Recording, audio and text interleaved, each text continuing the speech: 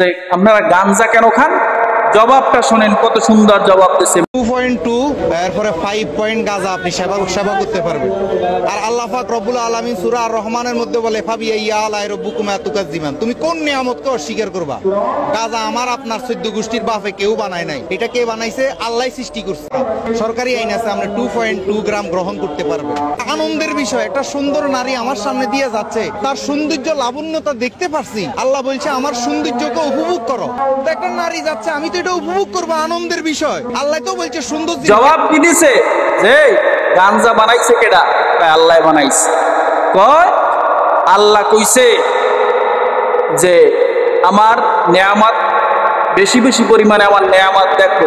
এই গাঞ্জা এটা বানাইছে আল্লাহ, এটা একটা নেয়ামত। বাংলাদেশের একটা নিয়ম নীতি আইন কানুন আছে, 2.25 গাঞ্জা সেবন করা যায়। এবং রাস্তা দিয়ে যখন মহিলারা যায়, এগুলো মহিলাদেরকেও আল্লাহ বানাইছে। সুতরাং তাদের দিকে তাকাইয়া থাকবা, তারা আল্লাহর নেয়ামত। আবার দলিল দিছে কি, তোমরা আল্লাহর কোন কোন নেয়ামতকে অস্বীকার করবা?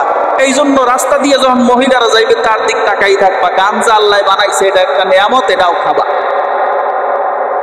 এরা যে কোন কিতাব কোন হাদিস পড়া মানুষের মাঝে কথা বলে আল্লাহ ভালো জানে। তাহলে মানুষের অন্যতম একটা নেয়ামত কি জানেন? মানুষ খাওয়ার পর যে পায়খানা প্রস্রাব করে, এটাও একটা নেয়ামত। কারণ এই পায়খানা প্রস্রাব যদি মানুষের পেটের মধ্যে থাকে, তাহলে মানে আজালা আর অশান্তির কোনো শেষ নাই। এইটা বাইরে যাওয়া অন্যতম একটা নেয়ামত। মানে সুস্থতা সব থেকে বড় নেয়ামত। সুস্থ থাকতে হলে পায়খানা প্রস্রাব করা এটা সব থেকে বড় নেয়ামত। তাহলে এটাও তো আল্লাহর নেয়ামত, এটাও খাওয়া শুরু করে। গাঞ্জা যদি আল্লাহর নেয়ামত হয়, নেয়ামত, এরপরে মহিলারা তো অবশ্যই আল্লাহর নেয়ামত। এই জন্য এই নেয়ামতের দিকে আল্লাহ তাকাই থাকতে কইছে। আল্লাহ পর্দার বিধান, পর্দার আয়াত নাজিল করে নাই। এই জগতের মধ্যে মনে করেন আমরা বসবাস।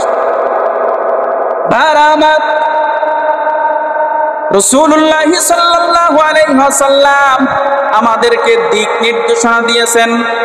রাসূলুল্লাহ সাল্লাল্লাহু আলাইহি ওয়াসাল্লাম বিদায় হজের ভাষণে বলেন, ক্বালান নবী সাল্লাল্লাহু আলাইহি ওয়াসাল্লাম, ক্বালান নবী সাল্লাল্লাহু আলাইহি ওয়াসাল্লাম, আল্লাহর রাসূল সাল্লাল্লাহু আলাইহি ওয়াসাল্লাম বলেন, তারাকতু ফীকুম আমরাইন লান তাদিল্লু মা তামাসসাকতুম বিহিমা কিতাবাল্লাহ ওয়া সুন্নাতা রাসূলি। হে উম্মতের দল শোনো, আমি নবী দুনিয়া থেকে বিদায় হয়ে চলিয়া যাব। আমি নবী তোমাদের মাঝে চিরদিন থাকবো না। আমি নবী তোমাদের মাঝে চিরদিন থাকবো না। তবে আমি নবী তোমাদের মাঝে দুইটা জিনিস রাখিয়া গেলাম। এক নাম্বার কিতাবাল্লাহ, আল্লাহ তাআলার কিতাব। দুই নাম্বার ওয়া সুন্নাতা রাসূলি, আমি নবীর সুন্নাত রাইখা গেলাম। এগুলো তোমরা আঁকড়াইয়া ধইরো, এইগুলো অনুসরণ করিয়া তোমরা চলিও।